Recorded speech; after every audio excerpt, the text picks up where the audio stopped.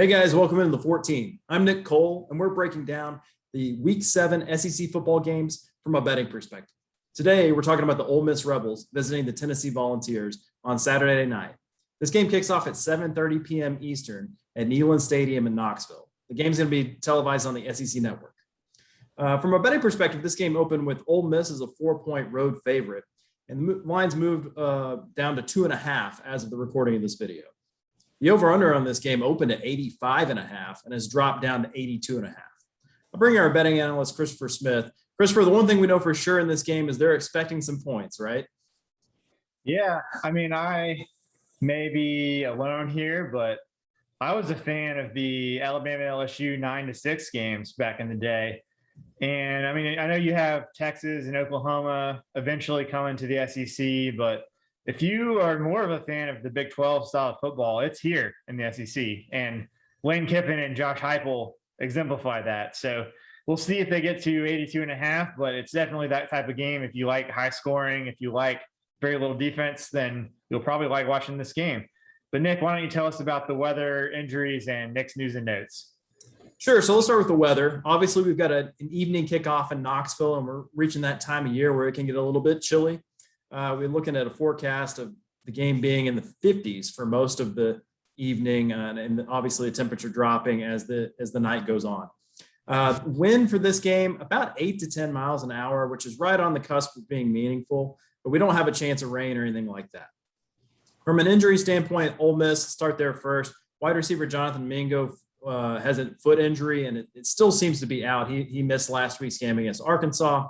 Running back Jerrion Ely has a concussion and also missed that game and needs to clear protocol in order to play against Tennessee. So that's something to monitor going right up until kickoff, whether they get good news or bad news on him. And then also offensive guard Caleb Warren has an ankle injury that has kept him out, and he's out indefinitely. On Tennessee's side, starting running back Tyon Evans left last game, but he should be good to go and play against Ole Miss this week. Also, Tennessee has some injuries on the defensive side of the ball. Linebacker Juwan Mitchell, linebacker Bryson Eason, and defensive lineman Kingston Harris. But none of these are new injuries, and so probably something that's already baked into the lines that you're looking at. On the news and notes standpoint, let's first talk about Ole Miss and that game that they played last week. They won at Oxford against Arkansas in a 52-51 game. It went down literally to the very last play.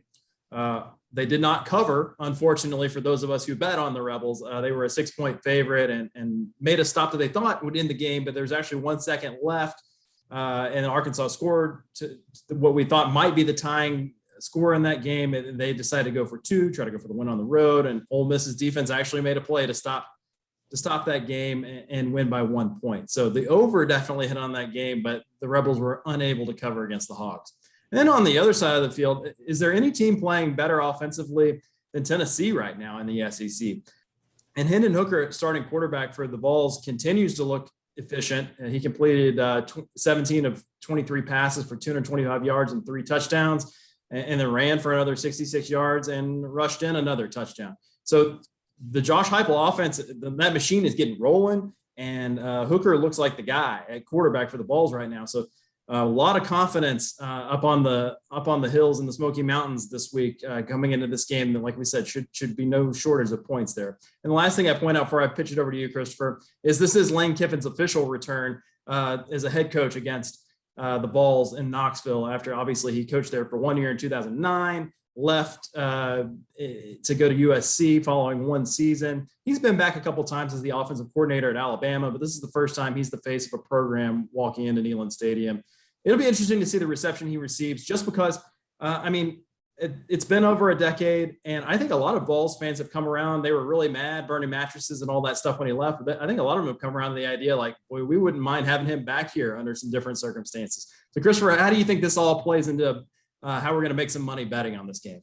Yeah, the first thing that really sticks out to me about Ole Miss is their defense. And I know they rolled out a 3-2-6 stack, which is really designed to prevent big plays and kind of make it tougher for quarterbacks to have throwing windows because you have a lot more DBs and zone coverage. And it did catch Louisville off guard, I believe, in the first half of the season opener. But since then, it's been pretty much downhill. And we saw Arkansas nearly score 53 last week if they'd converted the 2-point conversion after getting shut out by Georgia the week before. So Ole Miss is 124th in EPA per play. And they're just too light up front to even play a 3-2-6. Their 3-down linemen are not big enough and strong enough to do that against SEC teams. So maybe their DBs can make those throwing windows tight for Hendon Hooker, but Tennessee is really running the ball well. Their offense is 7th in their rush offense specifically is 7th in EPA per snap. And you add in the Josh Heupel tempo, which if Tennessee executes the way that he wants to be done, it would be first in the country. They're not quite there yet, but he wants to be that fast. And then Hendon Hooker is rushing for 56 yards a game as well.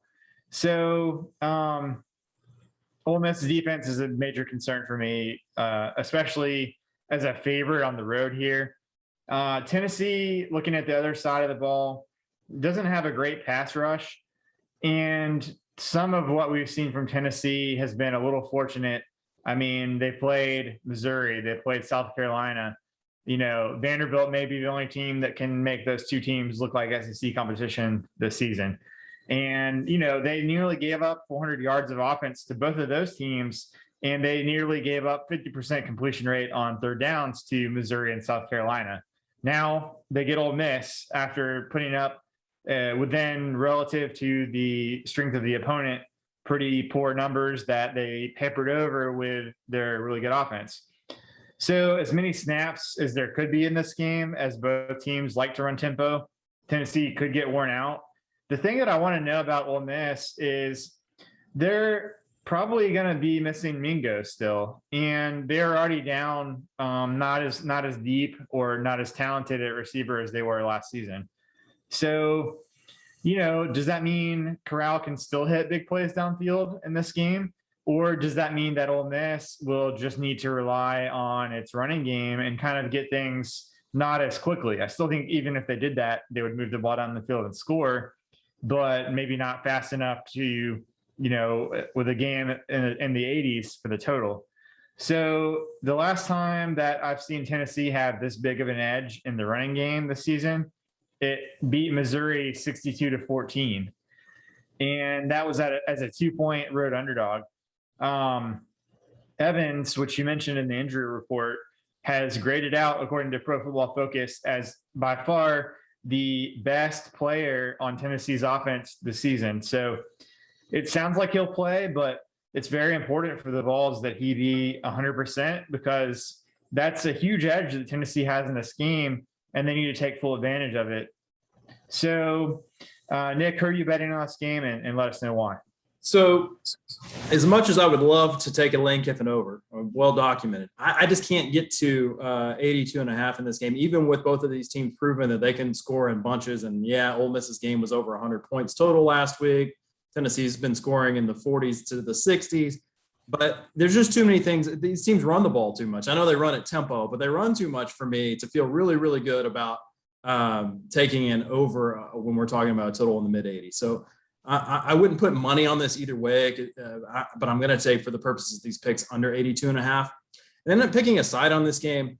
I think we've maybe put the cart before horse a little bit on Tennessee's resurgence as an offensive power, just because of some of the teams they've been playing the last couple of weeks. I actually like Ole Miss as a little bit better team, and I think even though I'm laying points as a road favorite, I like Kiffin to get the job done in his return to Neyland Stadium. How about you?